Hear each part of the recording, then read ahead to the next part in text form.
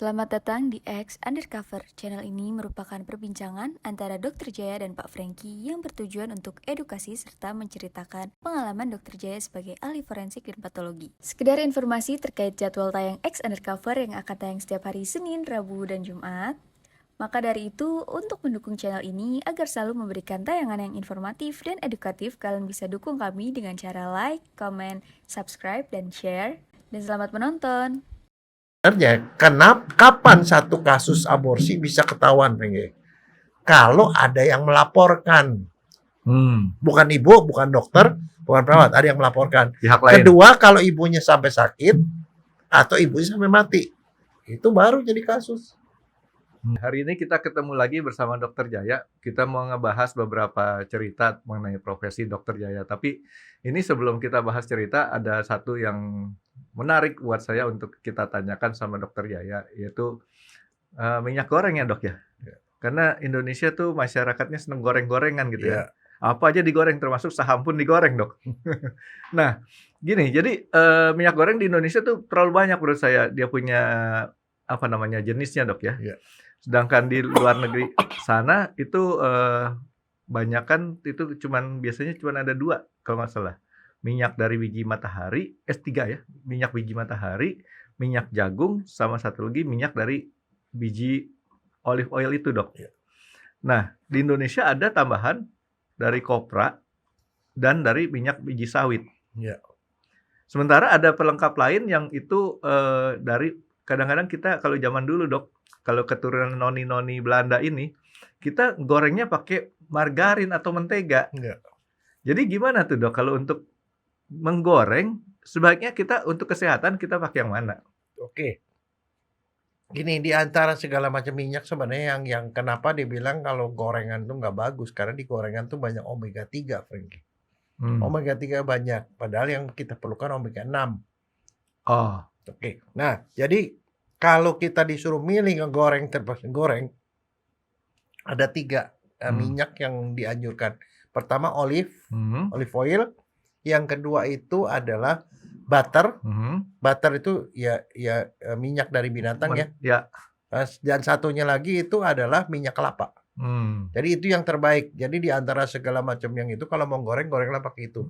Tapi kalau saya sendiri nganjurin kalau bisa direbus lebih baik gitu. Tapi dokter kan suka soto Betawi kan, Dok ya? Iya. Tahu nggak, Dok, di situ ada minyak apa, Dok? Minyak kelapa. Salah, Dok. Minyak Apa? samin. Oh, samin. Oh. Iya, minyak samin tuh yang di kalengan kayak gini, Dok. Oh, Biasanya iya. dikasih 1 sendok tuh dicemplungin gitu. Sekarang saya mau nanya justru, minyak samin dari binatang apa? Gambarnya sih onta, Dok. Nggak tahu lah, Dok, itu minyak samin minyak kapan. Pokoknya saya selalu perhatiin kalau si soto Betawi itu dikasih minyak samin aja gitu. Oh iya.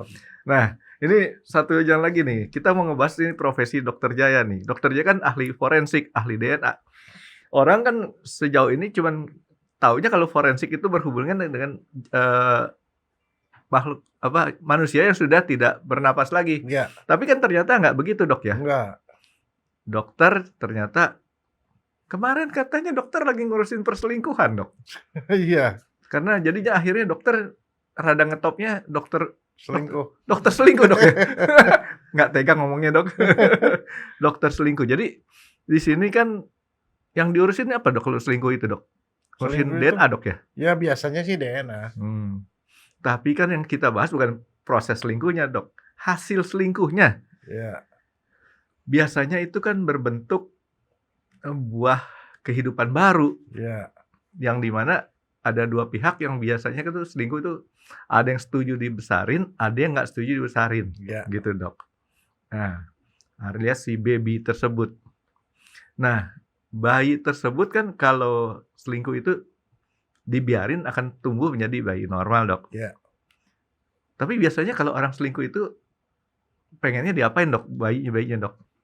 Ya biasanya begini, kalau dia memang itu biasanya bisa diaborsi, bisa kemudian dibiarkan lahir, atau setelah lahir itu dikasih orang seperti itu. Tapi prinsipnya sebenarnya kuncinya di awalnya satu. Ada yang namanya KTD, kehamilan yang tidak diinginkan. Kehamilan yang tidak diinginkan ya? Ya, tidak diinginkan tuh ada macam-macam. Selingkuh cuma salah satu, Franky. anak remaja, Aha. bablasan, Oke. kebablasan, kecelakaan, hamil, itu Mhm. kehamilan tidak diinginkan. Artinya KTD ini lebih menyeluruh lah ya? Iya, dari pangkal itu satu. Jadi anak yang masih belum matur, hamil. Yang kedua, dia belum siap hamil sebenarnya, belum siap hamil dalam arti kata dia itu ada ikatan dengan pekerjaan. Nah, Misalnya contoh pramugari ya. atau di fakultas kedokteran kalau dia mau ngambil spesialis tuh ada beberapa departemen yang menghalangi nggak boleh hamil setelah di awal misalnya 4 semester pertama nggak boleh hamil Di misalnya. kedokteran, Dok? Ya, karena mengganggu jadwal, Frankie. Nah itu nggak boleh hamil. Atau misalnya contoh deh nggak usah jauh. Kamu punya pembantu, Frankie. Ya dulu. Iya, pembantu masih nona. Tapi dia udah enggak, dia sudah kawin. Kalau seandainya dia hamil, kami masih mau pekerjakan dia nggak? Ya repot, Dok. Nah ya itu dia. Jadi kan nggak mau kan? Nah itu. Jadi kadang-kadang masalah soal kerjaan atau dia masih mau meniti karir atau dia hamil karena selingkuh, kan dia pasti nggak mau ketahuan dong. Nah itu. Jadi kehamilan tidak diinginkan tuh banyak sekali penyebabnya. Ujung-ujungnya mereka harus memutuskan apakah kehamilannya diteruskan atau disembunyikan sementara sampai anak lahir, kemudian anaknya dikasih orang, atau apa? Atau diterima, anaknya dilahirkan dan kemudian dipelihara begitu. Artinya kehamilan yang tidak diinginkan ini belum tentu hanya oleh pihak laki-laki saja nih, Dok ya? Iya. Bisa juga si ibunya pun tidak menginginkan. Iya. Ya, karena ada satu lagi, Frankie. Saya pernah dapetin kasus ya, misalnya untuk orang-orang yang punya adat tertentu misalnya, contoh. Jadi saya pernah dapetin satu kasus ya, ada satu perempuan hamil dan dia ketakutan sekali. Waktu diperiksa sama dokter, dia bilang kan sebenarnya sekarang kita waktu masih dalam kandungan udah bisa ketahuan laki perempuan. Di USG. Ya, USG 7 bulan kan. Tapi dia nggak mau. Kenapa? Suaminya udah ngomong. Dia lahiran udah 3 kali. Lahiran perempuan dan perempuan. Padahal menurut adat dari si laki-laki itu dia keturunan dari pihak laki-laki. Jadi dia udah ngancam ke istrinya. Kalau lahirlah perempuan lagi, gue ceraiin lo. Nah akhirnya dia takut. Saking takutnya tuh nggak mau diperiksa itu laki apa perempuan. Tapi sementara itu dia udah ketakutan setengah mati. Jadi kayak seperti itu jadi termasuk kehamilan tidak diinginkan. Tapi si istrinya tadi cakep nggak, Dok? Kalau cakep kan nggak usah pusing, Dok. Kalau dicerain masih banyak yang ngantri, Dok. Ya, tapi kalau bonusnya 3 kan belum tentu ada yang mau, Frankie. Ya, buy one get free, Dok. Enggak, itu loh masalahnya. Jadi maksud kriterianya ada 1001 alasan. Bisa juga karena korban perkosaan. Orang diperkosa kemudian hamil, dia biasanya tidak menginginkan kehamilannya. Jadi gitu loh. Ini kehamilan tidak diinginkan ini artinya agak ribet nih, Dok ya. Iya. Penyelesaian akhirnya, Dok ya. Iya. Karena kayak tadi itu bisa saja terjadi suatu penghilangan terhadap janin disebutnya. Janin belum lahir. Nah, tapi kalau penghilangan janin di sini, Dok, itu bisa disebut sebagai pembunuhan enggak, Dok? Nah, sekarang pertanyaannya balik. Kalau untuk yang namanya janin masih ada di dalam, itu boleh nggak kita gugurkan? Nah, itu pertanyaan, Frankie. Pertanyaan di awal sekali, Frank, itu. iya. Boleh nggak? Menurut apa nih, Dok? Nggak, menurut kamu lah, secara pribadi. Kalau saya kan suka sok tahu, Dok. Jadi Iya. kalau yang setahu saya, Dok, jadi kalau misalkan di daerah memang sesuai dengan mediknya itu tidak bagus untuk si ibunya atau membahayakan si ibunya atau kemungkinan si bayi tersebut tidak bagus, artinya cacat, maka dalam tanda kutip dibolehkan. Gitu. Tapi nggak tahu kan dokter lebih ahli. Gini, sekarang kita balik ke kata aborsi atau abortus. Itu sebenarnya menurut kamu tuh apaan sih? Tahu, artinya? Dok. Saya tahu, Dok. Apa? Karena kalau kita bikin program komputer, abort itu artinya digagalkan. Iya. Nah, kan ada kalau di komputer abort atau continue. Jadi kalau kita abort artinya digagalin. Kalau abortus kemungkinan artinya menggagalkan proses pembentukan lahirnya bayi tadi, Dok. Oke, nah sekarang gini. Sebenarnya abortus atau aborsi itu di dalam dunia kedokteran itu adalah cuman istilah biasa sebenarnya, Frankie. Bayi yang dikandung keluar. Nah, tergantung dia waktu usia berapa keluarnya, Frankie. Normal itu kalau orang hamil itu berapa lama, Frankie? Manusia. Ah. Manusia 9 bulan katanya dok ya. Ya, 9 bulan 10 hari. 9 bulan 10 hari. Ya. Jadi itu 38 kira-kira 40 minggu lah kira-kira itu. 40 minggu ya. 40 minggu. Jadi kalau namanya dia lahir antara 38 sampai 42 itu namanya lahir normal. 38 minggu sampai 42 minggu. Kalau lahirnya lebih dari 42 minggu itu namanya lahiran kerbau. Kerbau. Lebih lama daripada yang seharusnya. Iya. Tahu nggak kalau yang kayak gitu apa yang terjadi? Begitu bayinya keluar, bayinya tua, Frankie. Keriput. Kecil mengkerut jadi kayak mukanya tua. Ntar bisa berubah nggak? Jadi benar tuh bayinya? Nggak bisa. Nanti kan keisi lagi. Oke. Tapi itu udah kukunya panjang. Kukunya panjang, dia kelihatan tua, keriput. Nah, tapi kalau di antara itu 38 ya. Kalau 28 sampai 38 itu namanya prematur, Frankie. 28 tuh 7 bulan. 7 bulan sampai 9 bulan itu prematur namanya. Itu masih bisa hidup. Artinya bayinya itu kalau dibawa pulang ke rumah juga nggak ada masalah. Kan prematur katanya ada yang prematur tua, prematur muda, dok. Nah, iya itu kan antara 28 sampai 38 kan. Ya kalau muda ya berarti 28, 29, 30 lah gitu lah. Nah, kadang-kadang istilah muda dan tua itu terbalik lagi, dok. 7 bulan disebutnya prematur tua, 8 bulan disebut prematur muda, dok. Kalau nggak salah nih, dok. Ya nggak tahu, kalau saya sih nggak kenal istilah tua apa udah. Prematur ya prematur segitu.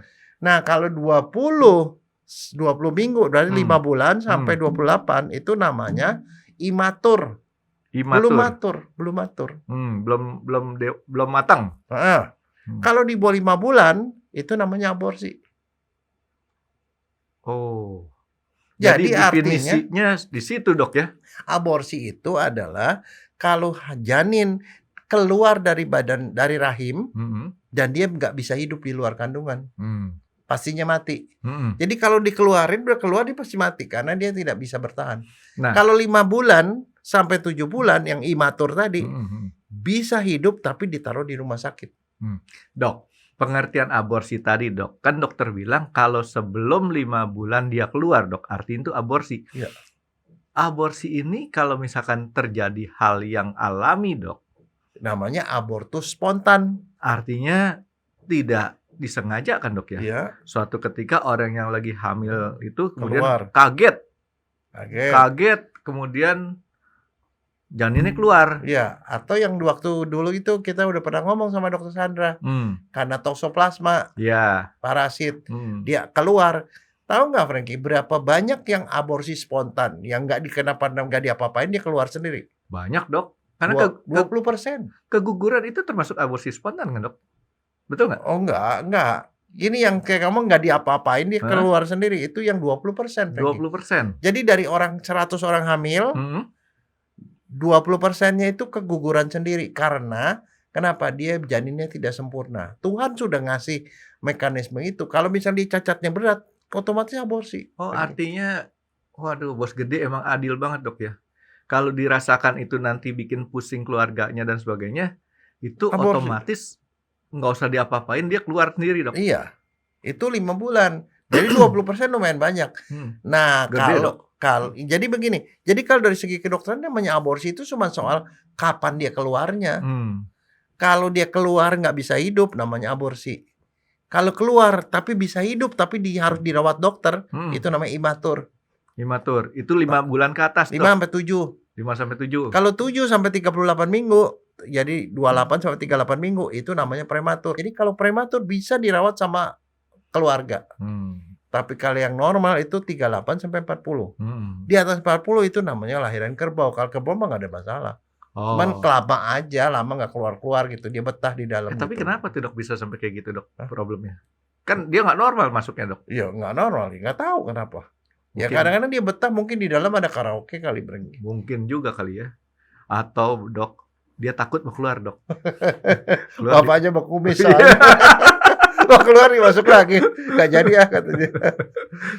Nah, jadi, dok, sekarang kalau kayak tadi, dok, si bayi atau calon bayi, dok, yang keluar ternyata dia itu imatur kan bisa tadi spontan. Tapi kalau saat itu kan aman-aman aja dok. Iya.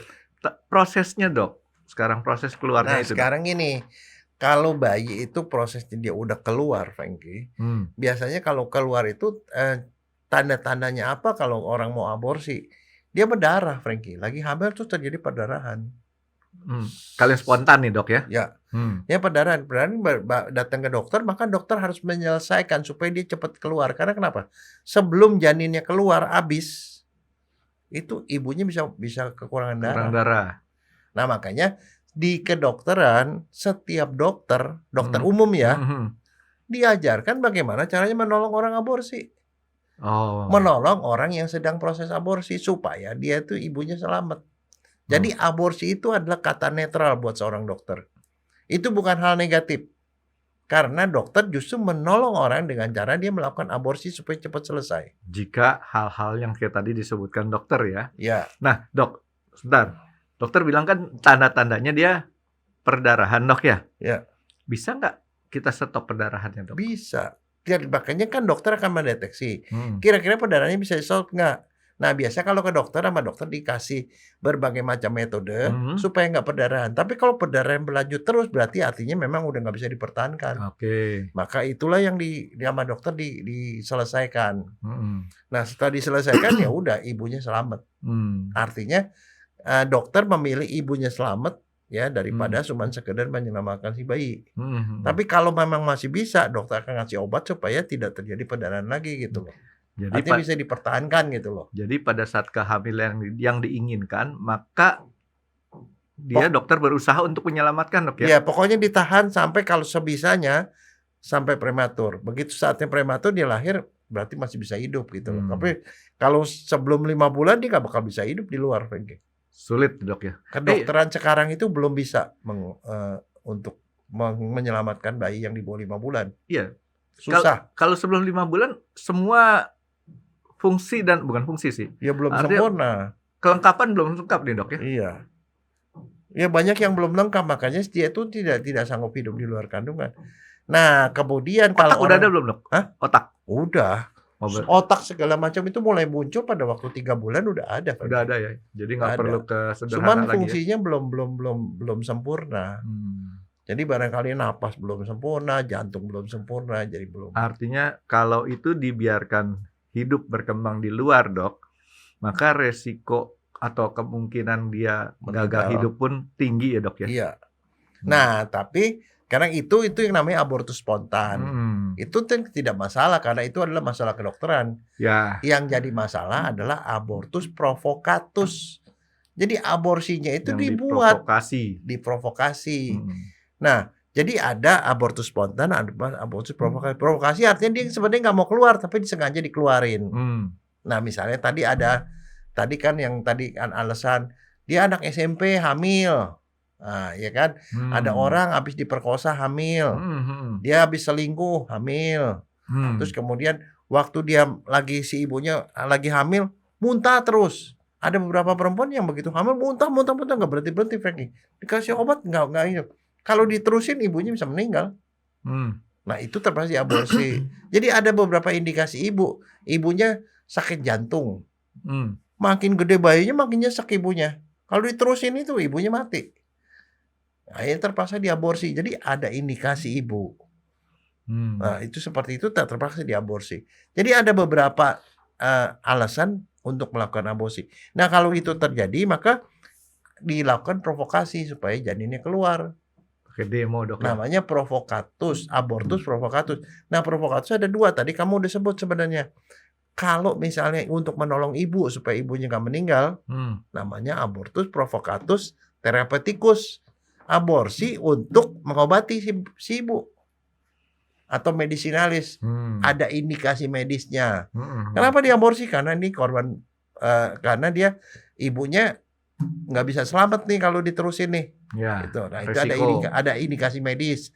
Tapi kalau dia misalnya contoh datang dokter, dok saya mau buang dok ini janinnya. Kenapa? Ini hasil selingkuh. Nah selingkuh itu kan bukan indikasi medis. Iya kan? Saya nggak, kenapa? Waduh saya baru aja diterima kerja. Kalau saya ketahuan hamil saya bisa dikeluarin dari kantor. Nah Itu kan bukan indikasi, Frankie. Hmm.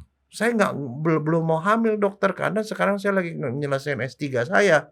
Kalau hamil nanti saya nggak selesai S3 saya. Mohon dikeluarin gitu. Nah itu nggak boleh, Frankie. Atau incest. Oh ini yang hamil saya ini kakak saya nih. Keluarin lah dokter. Itu bukan indikasi medis. Itu namanya abortus provocatus criminalis.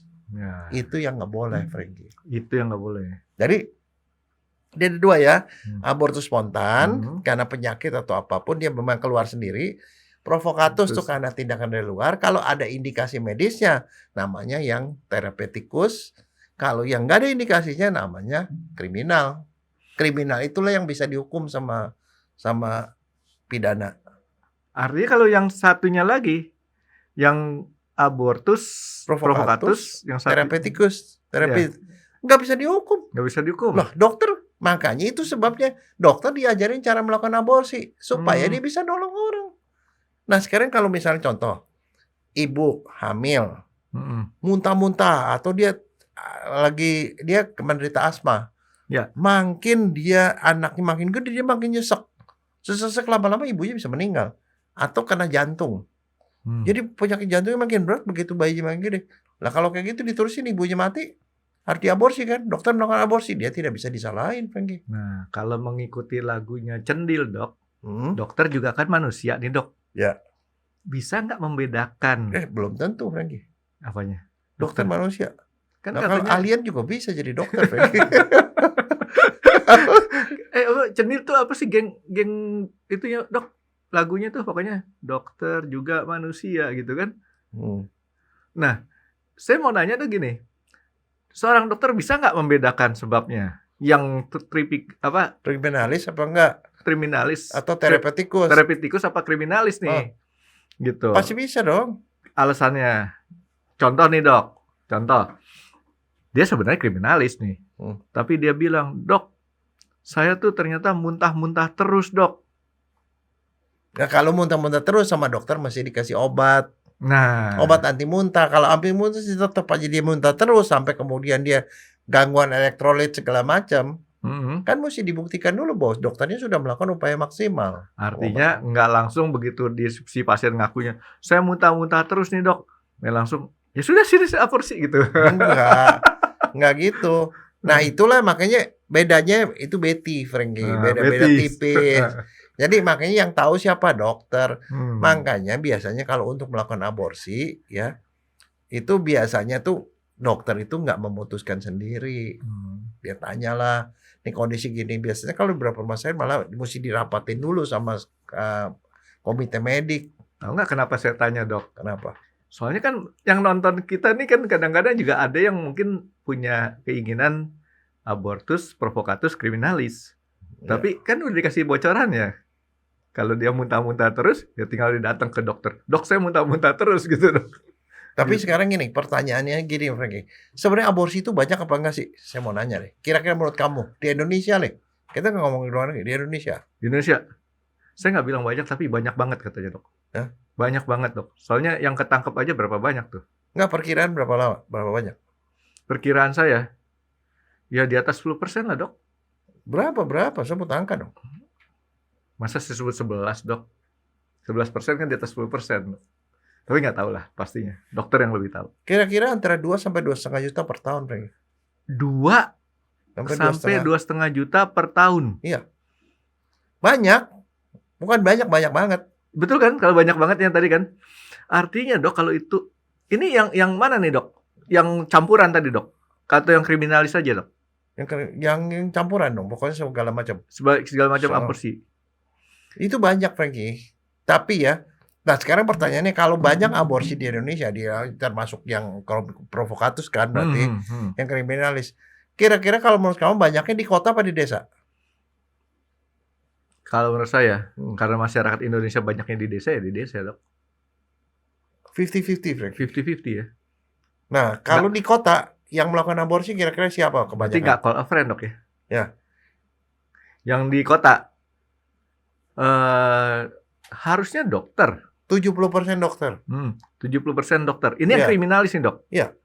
70% dokter. 30% lagi? Ya bidan. Bidan.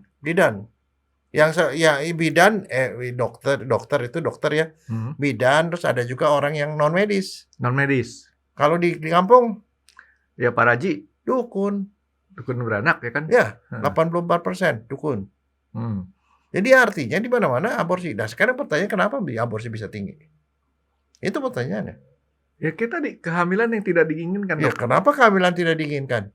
Ya awalnya dia pengennya apa, taunya hamil. Bukan, sekarang pernah nggak kamu pernah ngobrol sama orang, pasien datang ke dokter, nangis-nangis, Frankie. Dokter, saya takut hamil. Kenapa hamil? Saya dicium sama pacar saya. Oh iya, bisa hamil tuh dok. Dokter, saya takut hamil. Kenapa? Saya baru berenang. Di situ banyak cowok. Bisa hamil lagi dok. Nah, artinya apa, Frankie? Saya mau nanya, kamu tahu masalah seks itu dari mana? Itu alami, dok. Bukan. Daunnya dari teman, dari internet. Iya dong, dari buku-buku XXX tuh. Tapi nggak pernah kita diajari di sekolah. Nah, ini saya mau bantah, dok. Itu bukan taunya, tapi ketidaktahuannya dari internet karena tidak lengkap, dok. Nah, masalahnya kalau di luar negeri namanya pendidikan seksual itu ada di sekolah, Frankie. Ya. Di sekolah tuh diajarin yang namanya orang bisa hamil kalau dia melakukan hubungan seks. Hubungan seks seperti begini-begini, ini boleh, ini nggak boleh. Tapi saya waktu SMP ada tuh dok, diajarin pendidikan seks. Jadi pendidikan seks bukan diajarin nonton film porno dok, tapi diajarin yang kita tadi dokter sebutin. Nah, iya. Ya, nah, kan? Ada beberapa sekolah itu sudah melakukan itu. Misalnya contoh saya biasanya ya, di beberapa sekolah swasta saya suka diminta untuk memberikan pendidikan seks. Diajarin yang namanya menstruasi itu apa sih? Kadang-kadang perempuan tuh nggak tahu. Kenapa nih mens nih? Mens itu artinya kan dia sudah ada telur yang keluar setiap bulan. Artinya kalau kamu melakukan hubungan, kamu bisa hamil. Bahkan yang ngajarin saya tuh dok, di SMP itu guru agama, Suster Caroline namanya dok. Diajarin sama dia. Nah itu yang benar, Frankie. Pendidikan seks itulah sebenarnya yang jadi cikal bakal kenapa akhirnya ada orang yang saya nggak tahu ya kok saya bisa hamil. Padahal sama pacar saya cuman gesek-gesek doang dia bilang cuman gitu. Boncengan naik motor kata dokter ya.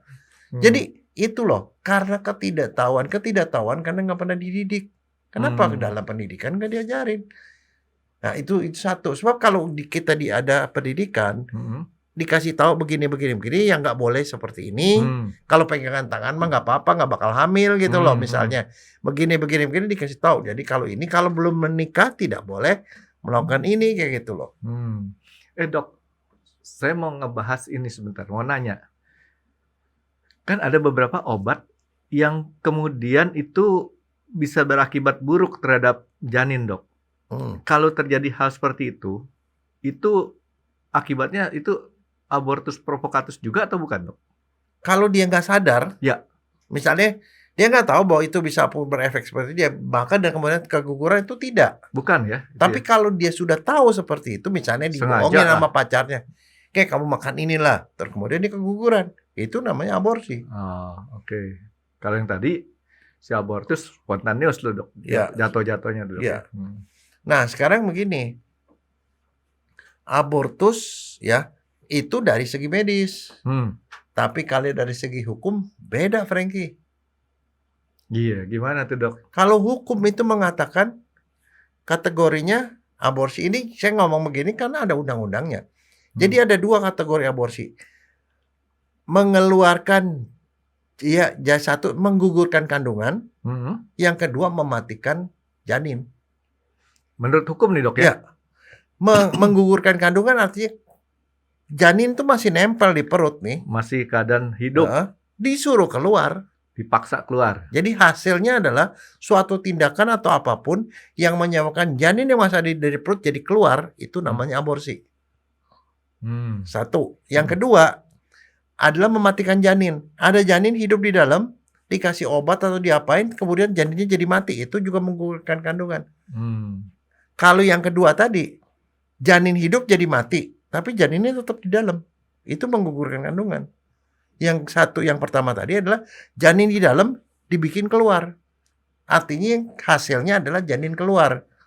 Janinnya bisa hidup, bisa mati yang dikeluarin tadi. Kalau misalnya di sini udah 8 bulan, dikasih obat yang mulus-mulus ya keluar, janinnya hidup, itu menggugurkan kandungan juga menurut hukum. Kalau janinnya hidup, jadi mati, menggugurkan kandungan juga, walaupun janinnya nggak keluar. Itu bahaya kan dok? Kalau yang masih janin mati di dalam kandungan dok, lebih bahaya menurut saya. Karena setelah mati dia harus dikeluarin. Karena kalau nggak dikeluarin jadi apa, Franky? Janinnya. Jadi mayat dok. Jadi batu. Sekarang masalahnya nih, batu itu benar-benar jadi batu. Itu beneran jadi membatu, jadi mengeras batu, gitu dok ya? Jadi keras. Makanya itu harus dikeluarin. Litopedion namanya dalam kedokteran. Ngeluarin batu lebih susah daripada ngeluarin bayi, Franky. Ya, pastilah dok. Hah? Ya karena kalau ngeluarin bayi kan masih ada ya, ditarik-tarik masih bisa. Kalau batu kan kalau segede batu gitu itu udah. bentuknya jadi seperti kayak patung, Franky, di dalam. Nah, makanya kalau dia mati di dalam harus dikeluarin. Nah dok, kan setiap makhluk hidup dok ya, kan punya daya tahan sendiri-sendiri dok. Kalau janin itu kalau sampai dimatiin itu pasti pakai obat dok ya? Iya, pakai obat. Pakai obat kan? Obat. Tapi ganti obat juga, pakai trauma juga bisa, dipukul misalnya. Pakai dipukul? Dipukul mati lah jadinya. Lo kamu aja kalau orang-orang yang di luarnya dipukul bisa mati. Ya tapi kan itu di dalam. Lah, kalau perutnya dipukul mati juga? Ya mati lah. Bisa lah. Kejam juga ya? Hah? Kejam juga ya?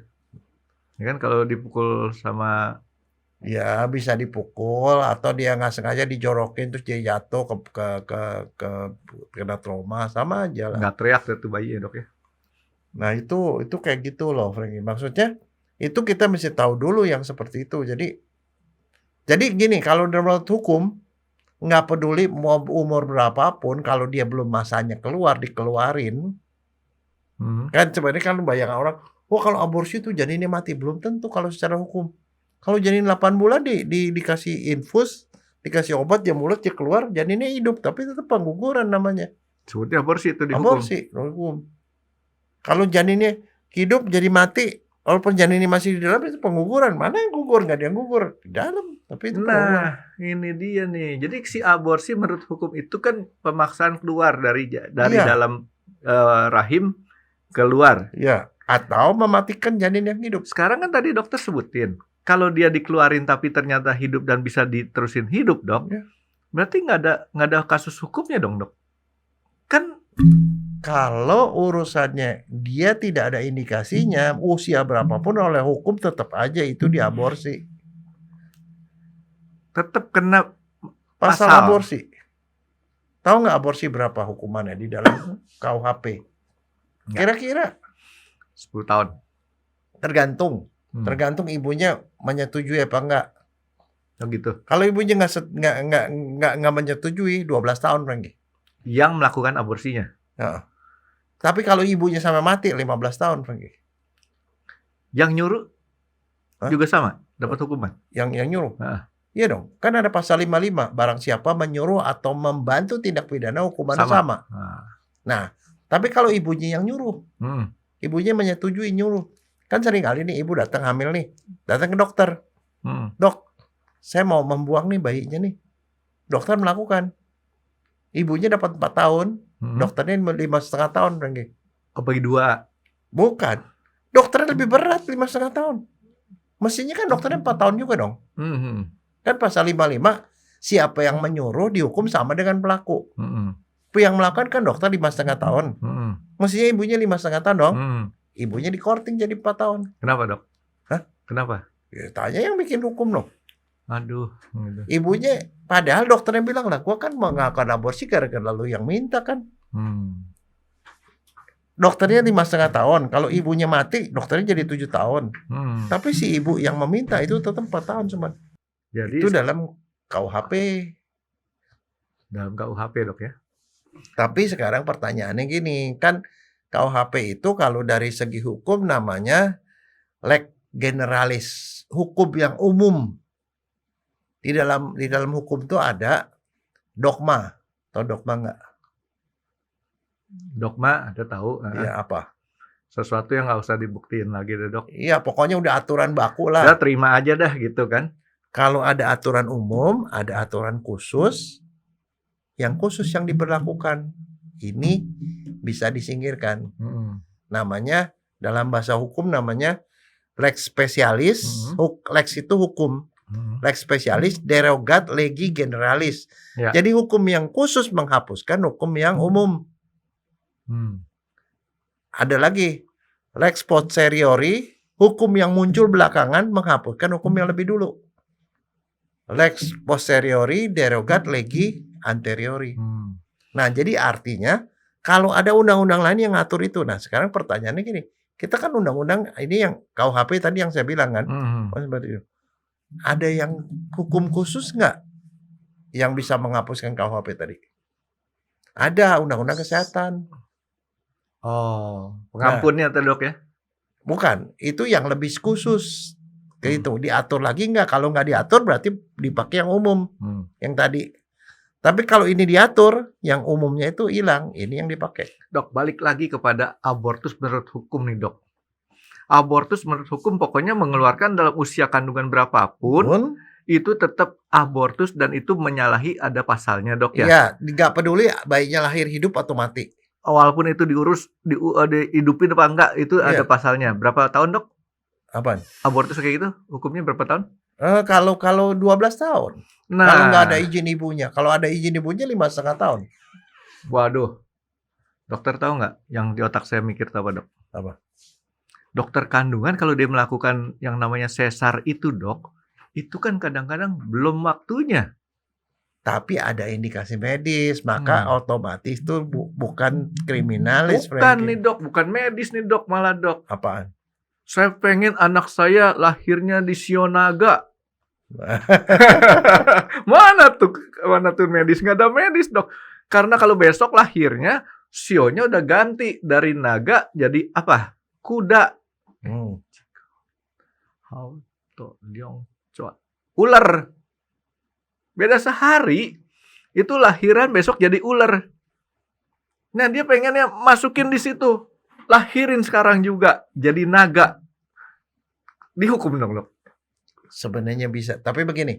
Kalau dalam hukum pidana, ini kan masuknya ke ranah pidana ya. Tumen saya kritis ya dok. Ini ranah pidana. Pidana itu orang baru bisa dihukum ada 2 syarat, Frankie. Satu, ada mens rea, ada pikiran jahat, ada actus reus, perbuatan jahat. Jadi kalau saya punya pikiran jahat, saya mau memperkosa perempuan tadi, tapi saya tidak lakukan, saya tidak bisa dihukum. Saya melakukan, tapi saya gila, berarti nggak ada pikiran jahat kan? Saya gila, atau saya anak kecil. Itu nggak bisa dihukum. Baru bisa dihukum kalau ada pikiran jahat dilakukan dalam bentuk perbuatan jahat. Jadi kalau salah satu aja enggak, itu dogma umumnya pada kriminal. Jadi kalau itu tujuannya si dokter itu apa? Buruk apa bagus? Kalau bagus, ya nggak salah lah pergi. Walaupun secara hukum dia kena tuh dok. Itu sama aja seperti orang yang nggak waras bunuh orang, perbuatannya itu jelek, tapi kan dia pikirannya kagak ada, nggak bisa dihukum gitu loh. Oke, berarti dokter actus reus, mens rea, actus reus gitu loh. Kalau itu kompak seiring sejalan baru dihukum. Kalau dia pisah jalan nggak dihukum. Berarti besok-besok si dokter kandungan, dokter apa sih? SPOG.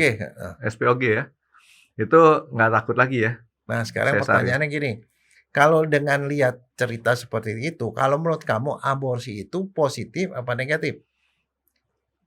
Nah, positif atau negatifnya tergantung daripada alasannya kan dok. Kalau kayak gitu. Soalnya kan tadi dokter udah kasih jelasin tuh.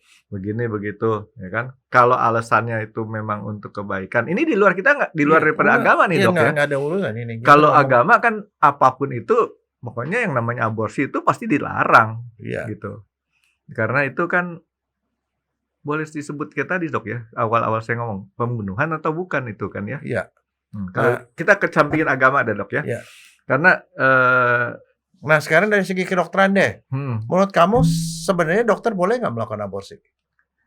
Kalau dari segi kedokteran, provokatus nih ya? Dia provokatus kalau misalkan ada resiko terhadap ibunya dok, ya jadi boleh. Kan batasannya kan cuma indikasi medis kan? Iya. Kalau ada indikasi medis, dokter nggak salah. Makanya buat dokter, aborsi itu adalah netral, Frankie. Makanya cara melakukan aborsi diajarkan di kedokteran. Kalau saya kan berpikiran gini, Dok.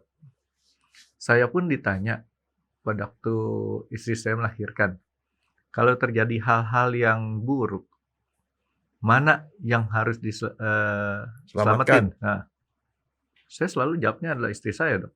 Iya. Kenapa? Ya kan masalahnya istri saya udah ketahuan dia hidup. Kalau yang tadi belum ketahuan waktu nanti dia lahir itu hidup. Jadi kita kan yang udah pasti-pasti aja, Dok. Gitu sih kalau secara berpikir saya. Tapi kalau di kedokteran ya, di kedokteran tuh kan kita patuh pada namanya kode KI. Kode Etik Kedokteran Indonesia. Itu kirain bahasa Jepang, Dok. Oh, Kode KI. Di dalam kode KI itu ada pasal yang bahwa setiap dokter harus menghargai kehidupan dari sejak saat pembuahan, Frankie. Sejak saat pembuahan. Artinya dokter tuh tidak boleh melakukan aborsi. Aturan umumnya seperti itu. Apapun alasannya. Ya. Nah, satu. Yang kedua, yang megang aturan secara ketat itu adalah Gereja Katolik. Gereja Katolik itu mengatakan sampai sekarang tuh doktrinnya sama. Tidak boleh melakukan aborsi apapun alasannya. Termasuk kondisi ibunya bermasalah. Nggak ada. No excuse. No excuse. Makanya kalau seorang dokter Katolik melakukan aborsi, dia bisa diekskomunikasio. Tahu nggak artinya? Nggak boleh nginjekin kaki di gereja, Frankie, seumur hidup. Kalau ketahuan, Dok. Dan kalau ngaku. Iya. Enggak, saya cuma kasih tahu aja itu aturannya. Itu yang terkerasnya itu seperti itu. Iya, iya. Nah, sekarang ya seperti itu. Nah, sekarang gimana dengan yang lain? Agama Islam. Saya no comment untuk yang agama Islam karena saya tidak. Jangan no comment. Nanti mereka punya aturan. Ya, aturan satu di dalam Al-Quran. Dokter yang lebih Kedua, paham. hadis Nabi. Yang ketiga itu kalau di Islam tuh dasar hukum tuh 3. Satu Al-Quran. Kalau di Al-Quran dibilang tidak boleh, ya tidak boleh. Kedua hadis. Hadis itu adalah perilaku Nabi. Jadi perilaku Nabi yang kemudian diomongin sama orang, diturunkan, dan itu dinyatakan sah, memang aturannya seperti itu. Itu namanya hadis atau sunnah. Yang ketiga kalau nggak ada aturannya dari 2 tadi, dicari ahli agama Islam, ahli fikih. Ahli fikihnya itu namanya mustahid. Mereka rapat kemudian membuat hukum berdasarkan pemikiran mereka, kelompok orang ahli ini. Nah, itu dijabarkan dalam bentuk fatwa. Jadi fatwa itu adalah hukum ketiga dalam agama Islam. Nah, di Indonesia, saya ngomong di dalam konteks Indonesia, yang namanya fatwa itu dikeluarkan oleh namanya MUI. MUI itu pernah mengeluarkan ya fatwa nomor 17 tahun 2005, Frankie. Yang harus dipatuhi oleh orang Muslim di Indonesia. Apa isinya? Isinya mengatakan bahwa namanya aborsi itu sifatnya dilarang. Mirip haram. Kayak Katolik dong ya. Haram. Tetapi ada poin keduanya. Berarti masih koma. Kalau itu untuk menyelamatkan nyawa si ibu, boleh dilakukan aborsi, tetapi hanya sampai sebelum 40 hari usia janinnya. Itu fatwanya kayak gitu, belum berubah sampai sekarang. 40 hari itu berarti kalau dibagi 7 kira-kira 6 minggu. Kalau di atas itu tidak boleh. Gitu. Tapi kan, Dok, kalau kita ngomong abortus provocatus yang kriminalis itu, Dok, kriminalis ya. Itu kan kadang-kadang lewat daripada 40 hari, Dok, ya kebanyakan ya. Kebanyakan ya, Dok, ya. Kenyataan. Nah, sekarang masalahnya gini, Frankie. Yang jadi masalah adalah kita nih mahasiswa kedokteran diajarin. Saya tuh sudah sering ngelihat orang melakukan aborsi di rumah sakit. Karena itu pelajaran, dan termasuk kita harus bisa membantu dokter melakukan aborsi dan segala macam. Jadi kita bisa. Nah, one day kalau kita jadi dokter, ada kasus yang terpaksa kita harus melakukan aborsi, dokter tuh bisa melakukan. Semua dokter nih, Dok, ya? Semua dokter bisa. Tetapi masalahnya di sini, dokternya itu merasa itu indikasi medis apa enggak. Kalau dia masa indikasi medis, dia lakukan, dia tidak salah. Karena tidak salah tuh karena kenapa, Frankie? Kan undang-undangnya bilang kan, di dalam KUHP kan nggak ada excuse tuh. Semua nggak boleh. Dia pakai pasal berapa? Pasal 38, Frankie. Overma. Masih ingat nggak overma? Daya paksa. Terpaksa saya melakukan aborsi karena kalau nggak ibunya mati gitu loh. Ya, ibunya nangis terus nanti bisa mati, Dok. Enggak, tapi itu jadi alasan. Makanya walaupun dinyatakan dalam KUHP tidak boleh aborsi, tapi dokter yang melakukan aborsi itu kemudian kalau digugat dituntut di pengadilan, dia bisa bilang saya terpaksa melakukan aborsi karena saya terpaksa harus menolong si ibu. Dengan resiko saya melakukan itu gitu. Tapi kok kemarin kalau saya baca berita ataupun itu si dokternya dihukum, Dok? Yang melakukan aborsi itu? Ya itu makanya ada pembuktiannya. Ada indikasi medis apa enggak? Kalau tidak ada indikasi medis ya bisa dihukum dong. Artinya mungkin dari sekian banyak yang dilakukan abortusnya tadi, Dok, tidak semuanya yang istilahnya apa pakai tikus-tikus tadi, Dok? Terapetikus, ya kan? Kalau masih terapi tikus, artinya dia masih dalam koridor aman. Tapi sekian banyak, polisi juga pasti mikir, nggak semuanya terapi tikus gitu kan, Dok, ya? Pasti ada yang kriminalis. Makanya lihat case by case, nggak bisa dibilang dokter melakukan aborsi harus dihukum, belum tentu. Jadi kalau si dokternya memang bukan dokter spesialisasinya di aborsi, nggak seenaknya aja tuduhan itu berlaku kan, Dok, ya? Tapi masalahnya kenapa dokter umum diajarin kalau harus dokter spesialisnya itu? Kan tadi sumpah dokter gitu, mulai dari sejak awal kehidupan, nah sampai ke ini. Kalau kita lihat yang kayak tadi kan alasan saya, Dok, kenapa saya selalu kalau ditanya, mana yang mau diselamatin, anak atau ibu? Saya pilih ibu karena ketahuan si ibunya kan hidup gitu kan. Dia yang diselamatin gitu kan. Kalau si anak ini kan belum tentu gitu. Artinya walaupun di dalam dia masih hidup, begitu keluar tuh pasti tetap hidup. Nah, sekarang pertanyaannya berikutnya nih. Undang-undang Kesehatan Indonesia membolehkan aborsi apa enggak? Boleh. Hah? Dengan catatan kali, Dok.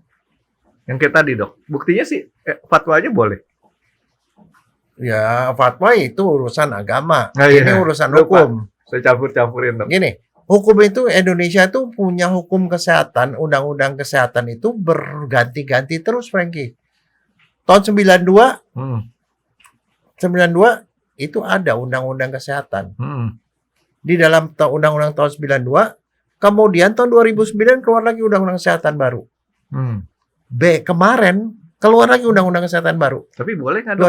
2023. Boleh nggak tuh? Berubah terus. Jadi jawaban saya tadi mana? Loh. Boleh apa nggaknya? Termasuk yang salah? Kamu bilang boleh. Berubah terus, saya bilang berubah terus. Kan jadi gini ya, Frankie ya. Jadi dokter maksud undang-undangnya sekarang bilang boleh, besok enggak, besok lagi boleh gitu, Dok? Iya, berubah terus. Nah, sekarang begini. Wah, Frankie. repot dong. Enggak, makanya. Itu yang jadi bingung. Nah, yang bingung siapa? Dosennya yang ngajar, saya yang bingung kan. Lo sekarang harus ngajarin mahasiswa. Berarti kalau nggak update, dosen itu repot juga, Dok. Ya kan? Jadi begini, Frankie. Ada akibatnya, Frankie. Di dalam dunia, yang namanya aborsi itu ada dua pandangan ekstrim, Frankie. Satu pro-life. Pro-life artinya apa, Dok? Pro kehidupan. Pro kehidupan. Jadi apapun yang terjadi pada seorang manusia, soal lahir, mati, sama jodoh, urusan Tuhan. Jadi kita nggak boleh ikut campur. Mati, lahir, jodoh. Urusan Tuhan. Nggak boleh ikut campur. Oh gitu. Artinya ada orang mau dia udah parah sekali. Dia bilang, "Dok, saya udah kagetan, Dok. Mau mendingan disuntik mati aja saya." Nggak bisa, itu hak Tuhan. Lu jangan ngambil hak Tuhan. Orang mau lahir nih di dalam kandungan, lu bilang, "Ini diaborsi aja." Lu jadi Tuhan, nggak boleh. Jodoh dipaksa, itu namanya paling itu Siti Nurbaya. Jadi nggak boleh, Frankie. Nah, yang pro life itu dianut pada ada beberapa negara menganut itu. Indonesia termasuk itu, Frankie. KUHP-nya. Makanya di dalam KUHP nggak dibilang tuh sama sekali tuh di dalam pasal-pasal aborsi boleh kalau ini nggak ada. Aborsi adalah dilarang. barang siapa, nih ya, dia pasal 3 itu ya, barang siapa menggugurkan kandungan atau mematikan janin, maka diancam dengan melakukan pengguguran kandungan dengan ancaman pidana 12 tahun. Seperti itu dibilangnya. Nggak ada kecuali pada ini, nggak ada kecualinya. Jadi tidak boleh sama sekali. Nggak boleh. Itu pro-life. Kalau Itu yang satu pro-life. ekstrem. Satunya pro-choice.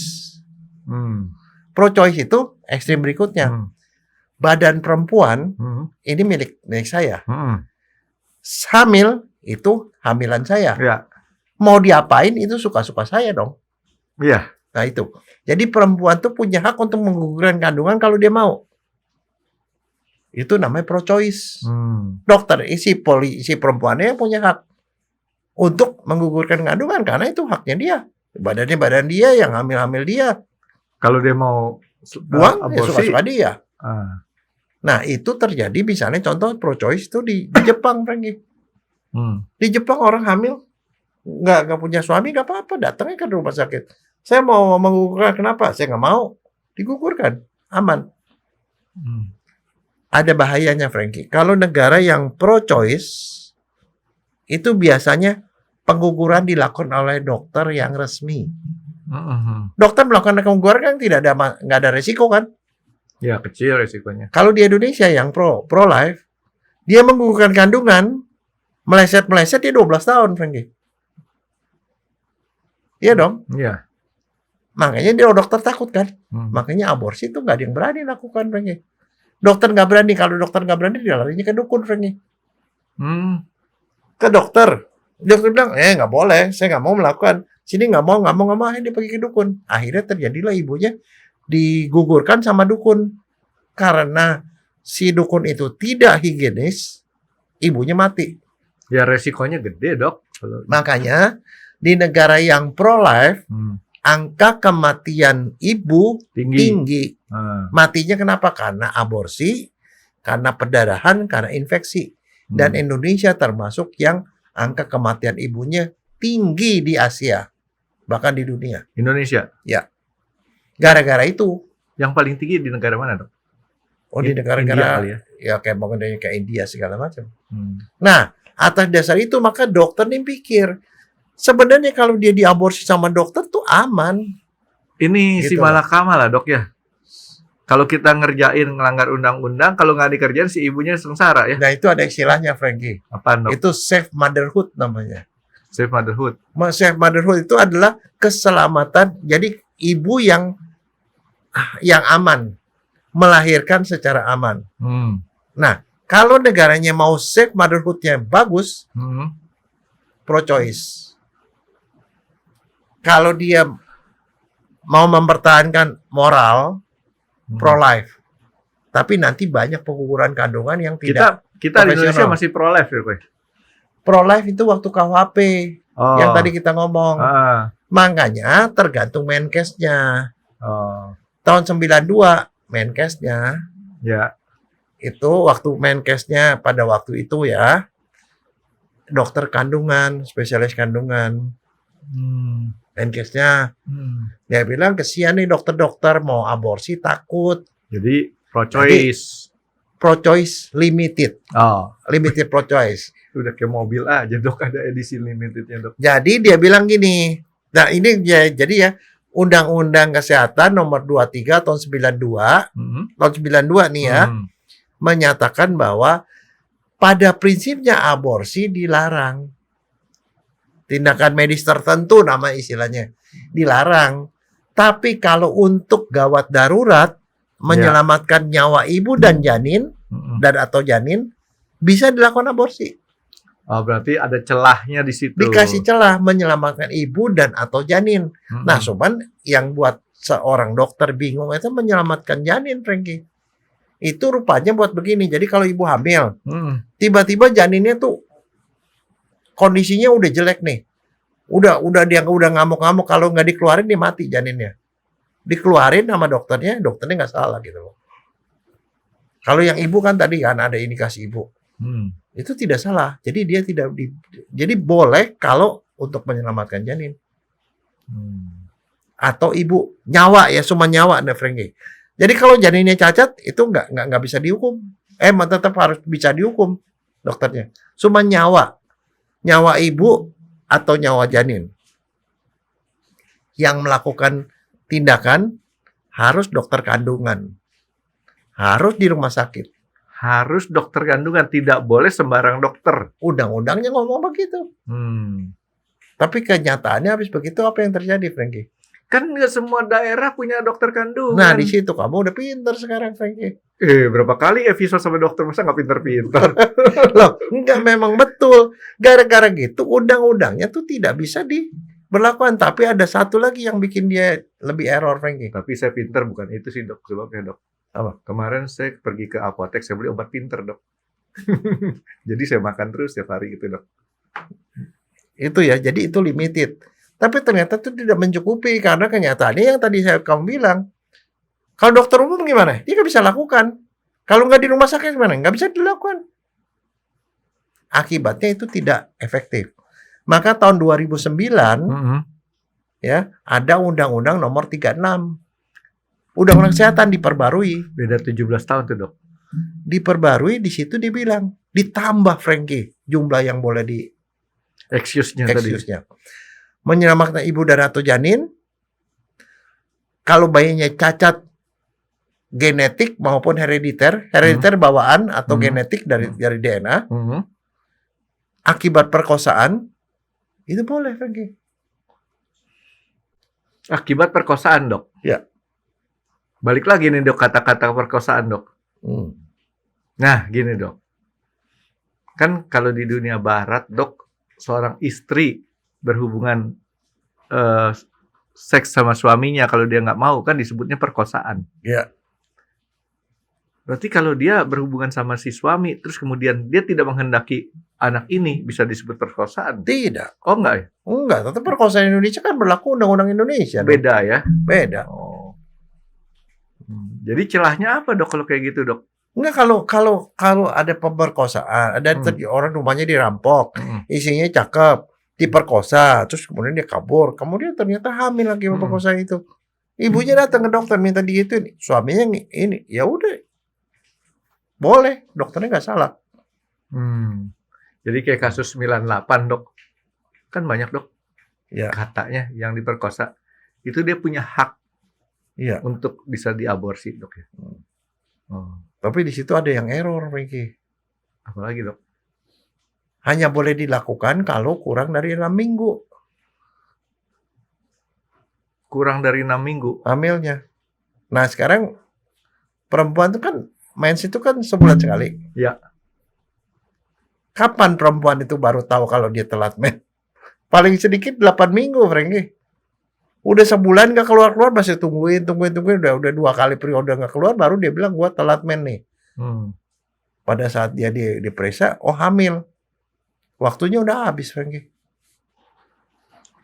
Lah, kok kadang-kadang gini dok, orang bilang, selamat ya bu, ibu sudah hamil, ibu hamil sudah 2 minggu.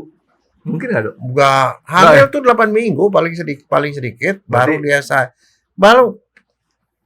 Nah, apalagi perkosaan kan itu kalimat yang mesti keluar dari hakim. Bagaimana diperkosa terus hakim udah tahu dia hamil, padahal baru ketahuan. Jadi itu juga nggak efektif, Frankie. Gitu. Nah, sekarang masalahnya kamu pernah dengar nggak yang terbaru? Omnibus Law kesehatan. Yang ribut-ribut itu. Ya, Omnibus Law yang baru masalah kesehatan, cuman saya taunya masalah dokter asing boleh praktek di Indonesia. Itu ada ya Undang-Undang Nomor 17 tahun 2023. 2023 baru tahun lalu. Menggantikan yang 36 tahun 2009. Undang-undang baru ini baru berlaku nanti tahun 2025, Frankie. 2 tahun lagi. Dari setelah ini. Jadi sosialisasin dari sekarang nih, dok. Tahu nggak apa isinya mengenai aborsi? Nggak tahu. Aborsi boleh dilakukan kalau yang tadi kan mengancam nyawa ibu dan janin, cacat bawaan, cacat herediter, perkosaan. Yang ini cuma 2 yang disebut. Kalau mengancam nyawa ibu dan atau janin, perkosaan. Cacat bawaan nggak disebut di situ. Waktu bagian undang-undangnya bagian hukumannya. Kalau yang tahun 3 bulan 6 tahun nomor 36 tahun 2009 hukumannya itu 10 tahun dan 1 miliar Frankie kalau melanggar.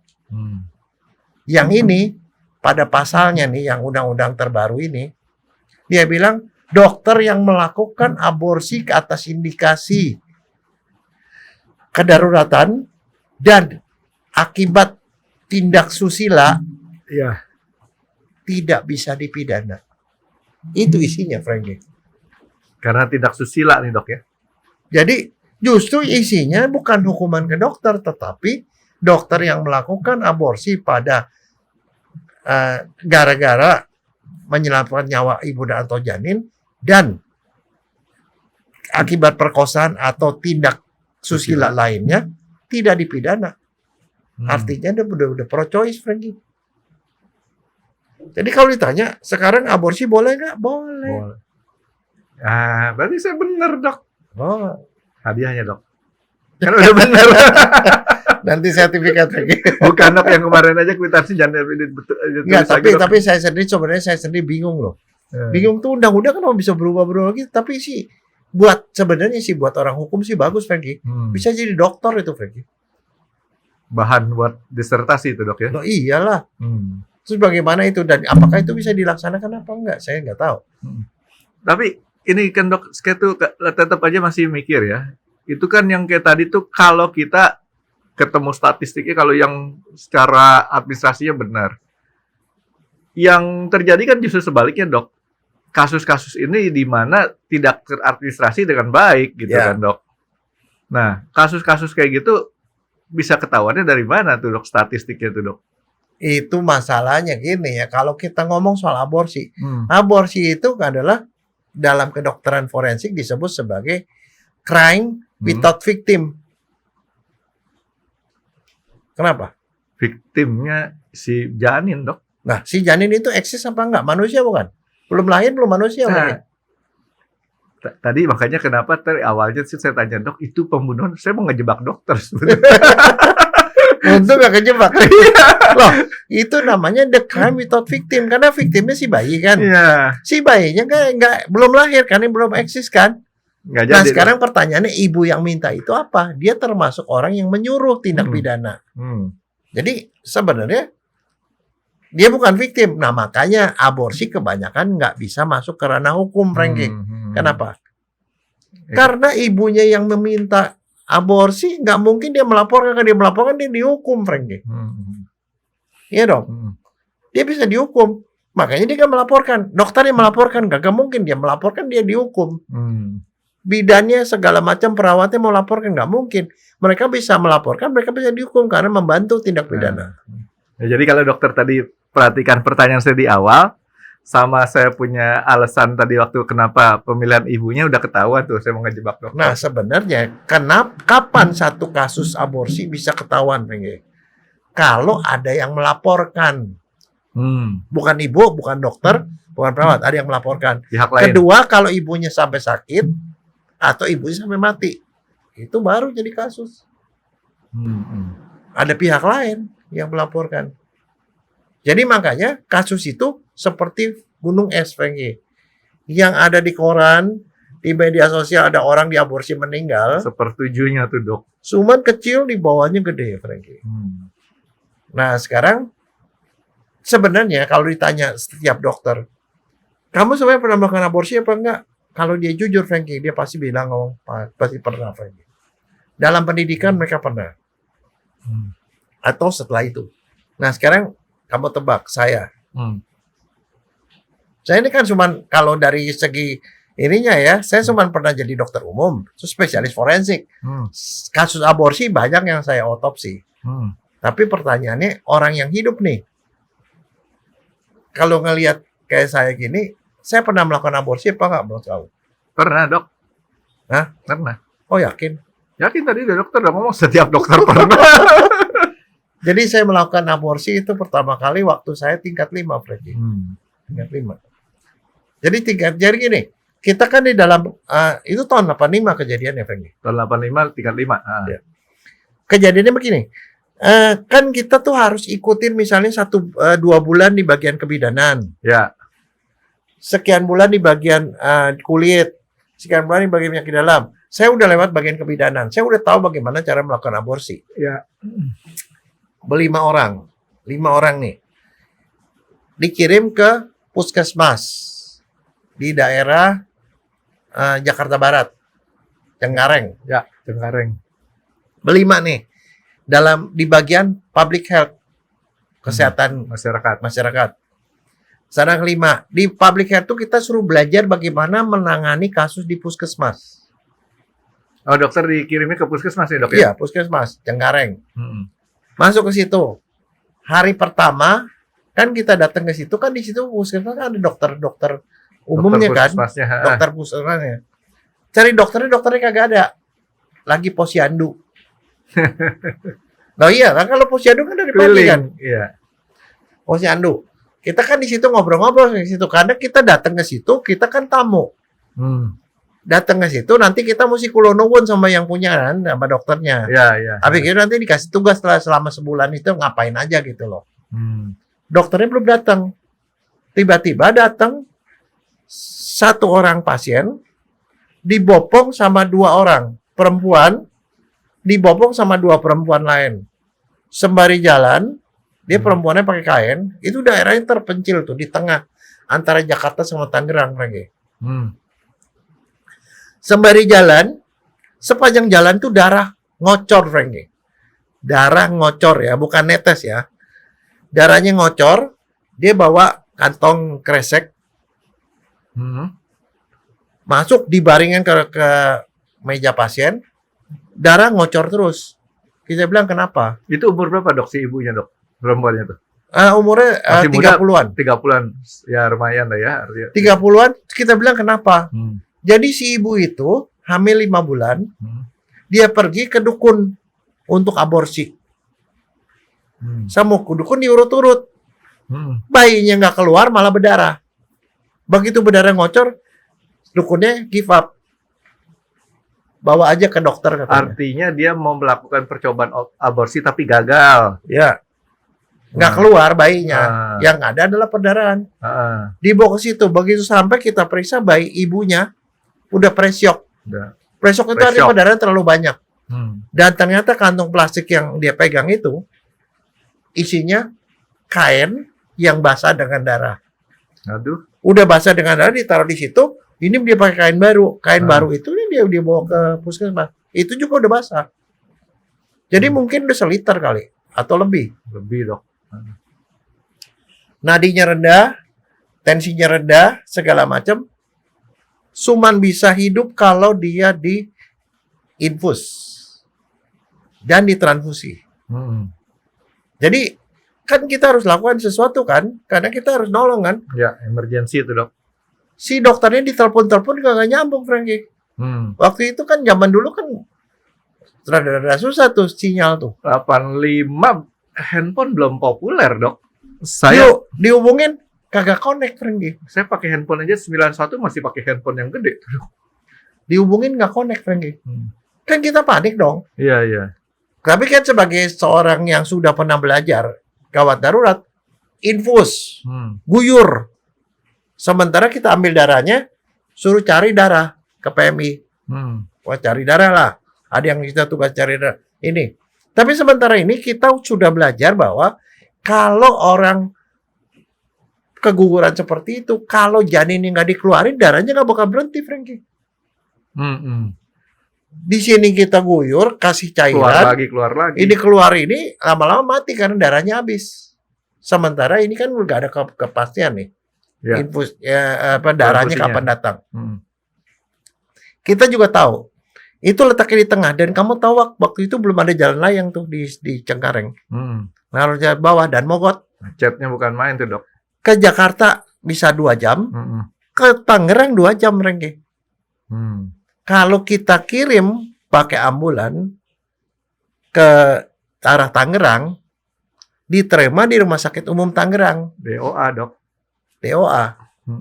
Dan kalaupun nggak DOA, yang keterima sana koas juga sama bodohnya sama kita. koas di Rumah Sakit Tangerang itu koas FKUI, Frankie. Kalau kita kirim ke Jakarta, macetnya juga 2 jam.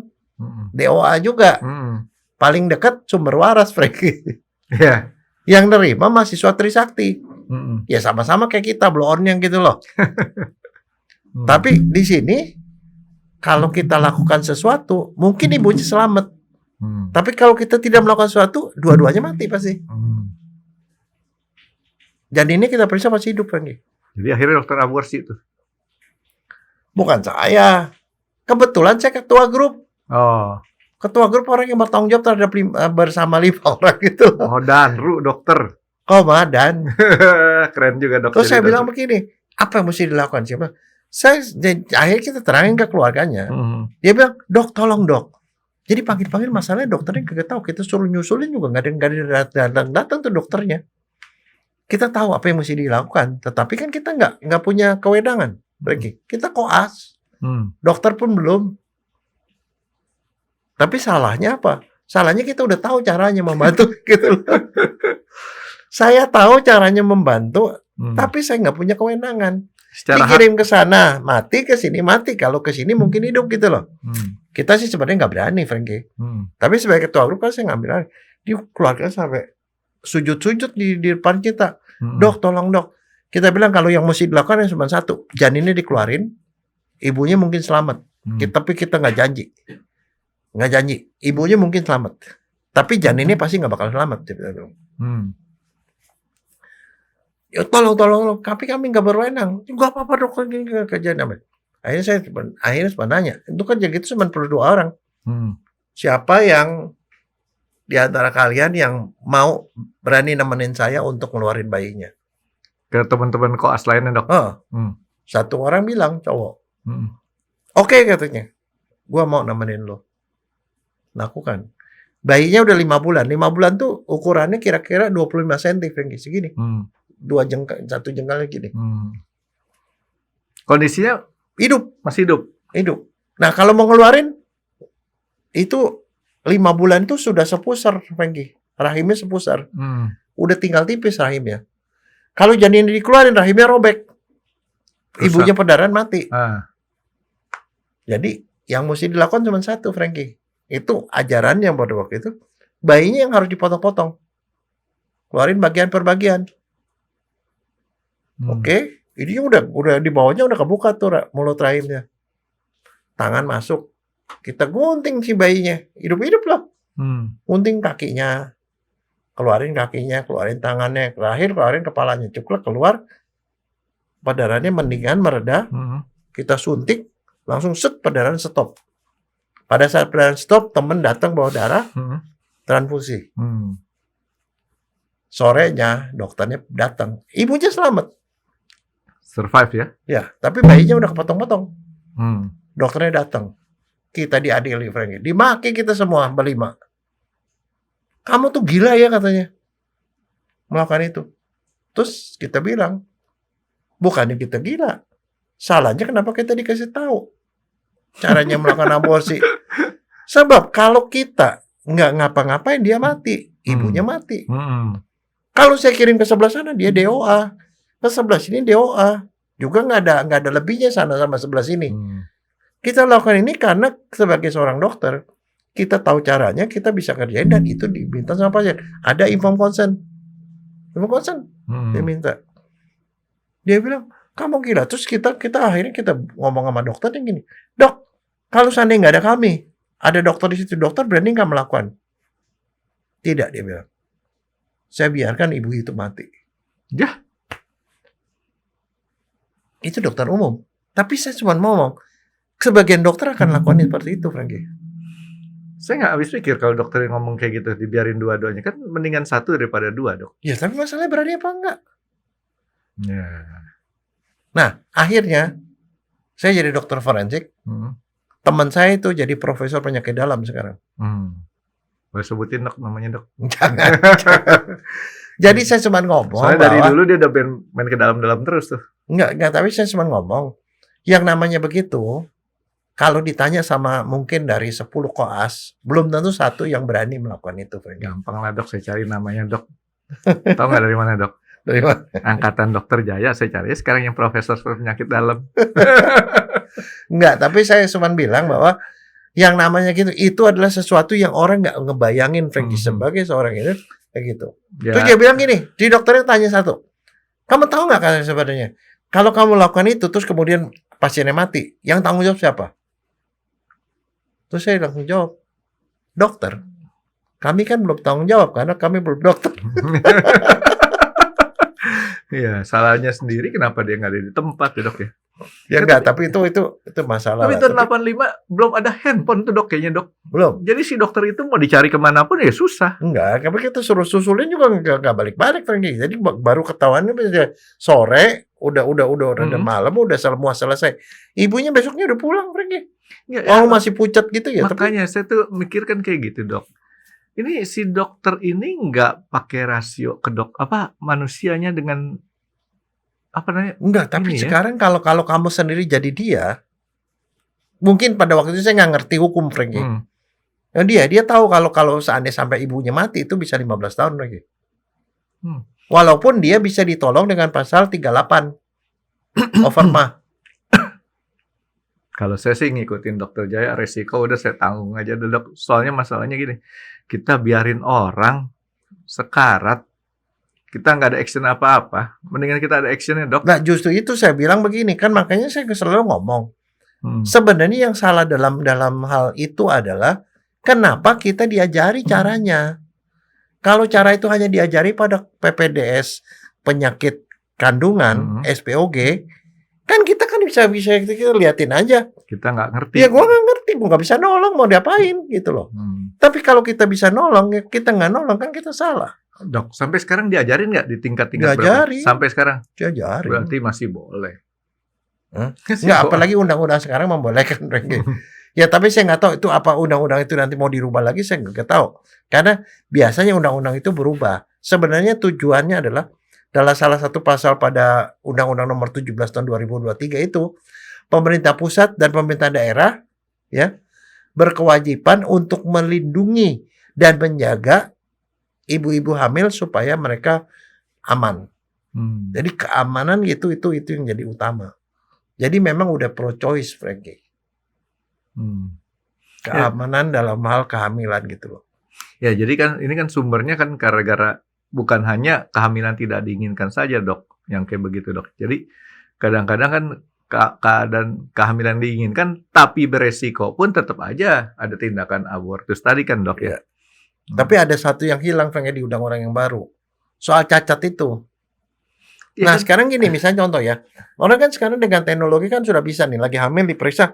Oh, ternyata janinnya itu nggak punya otak nih, Frankie. Ada yang nama anencefali.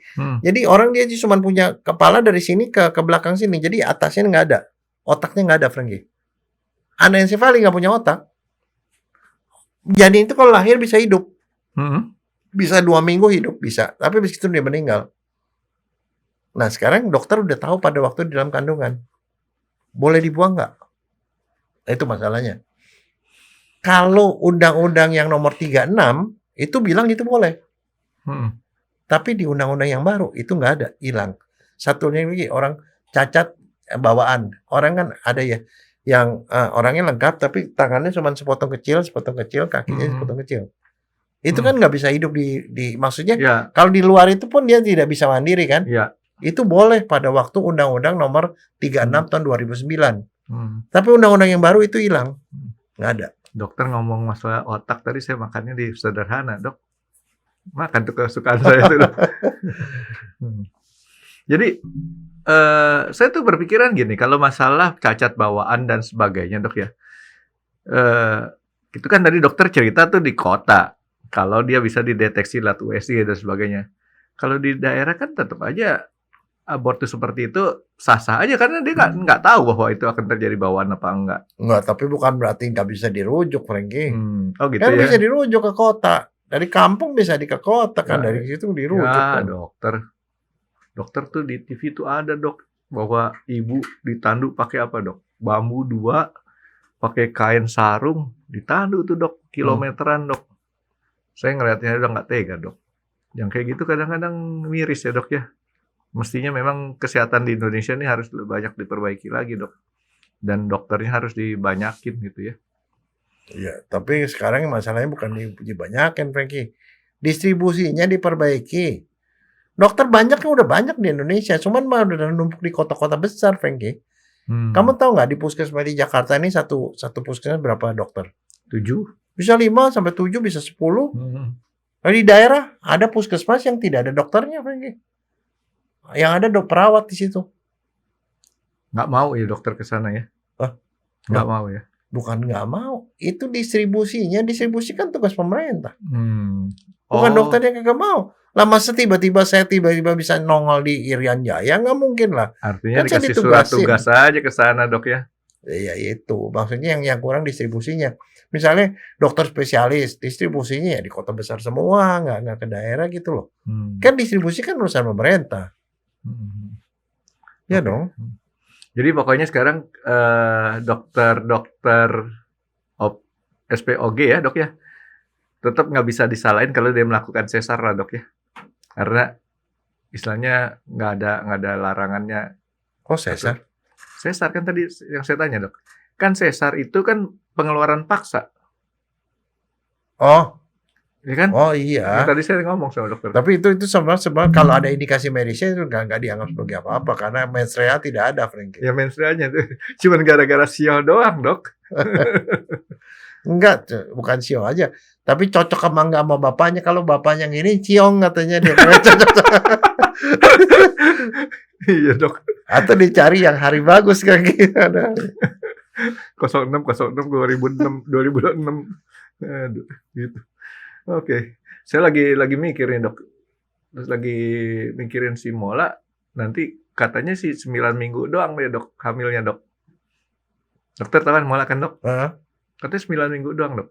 Diapain? Ini kan kalau anjing herder cuma 9 minggu kehamilannya, Dok. Masa? Iya, saya makanya lagi googling. Kalau anjing tuh berapa lama gitu kehamilannya, Dok. Soalnya saya mau keluar kota. Ya udah, terpaksa ada dia melahirkan tanpa pertimbangan saya nanti, Dok. Iya, Dok. Jadi ini memang aborsi ini suatu hal yang istilahnya kebanyakan orang lihatnya dari segi kacamata negatif saja. Tapi tidak melulu itu, Dok ya. Walaupun memang secara general itu di Indonesia terjadinya seperti itu. Tapi balik lagi kepada ini kan ada pengaturan kelahiran, Dok. Pengaturan kelahiran, kalau kita tidak atur kelahirannya, Indonesia sudah di atas 300 juta berarti, Dok ya? Iya. Dokter, pernah nonton Bajai Bajuri? Ya. Nah, Saya ada fotonya tuh sama si bajurinya. si Mat Solar. Mat Solar. Nah, dokter tahu, kan di situ diajarin cara bagaimana mencegah kehamilan, Dok. Sama Si Oneng. Si Oneng. Oneng kan disuruh pakai alat kontrasepsi, Dok. Ya kan? Dipakai di mana, Dok? Alat kontrasepsi, Dok? Ingat nggak? Di tangan Di tangan, Dok. Ya.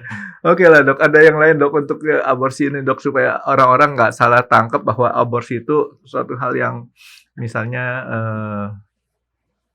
walaupun ada jalan, ada excuse ya, Dok, tapi kan nggak boleh dianggap bahwa ini suatu Tapi ini yang yang paling sulit tuh justru adalah ini lah, Frankie. Kalau ditanya misalnya ada ibu-ibu atau siapa bapak-bapak siapa yang tanya, setuju nggak sama aborsi? Aborsi itu baik apa jelek? Semuanya bilang itu jelek, Frankie.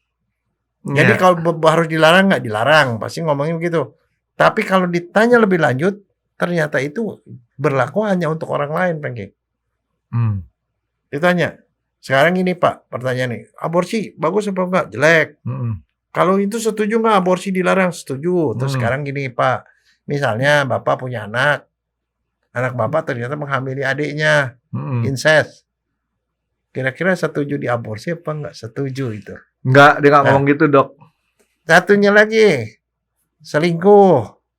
Begitu dia menyangkut kalau Bapak sendiri sebenarnya selingkuh, terus pacar Bapak hamil, di aborsi setuju nggak? Setuju jadinya. Dia nggak ngomong gitu, Dok. Apa? Dok, bantuin saya, Dok. Ngomongnya kayak gitu, Dok.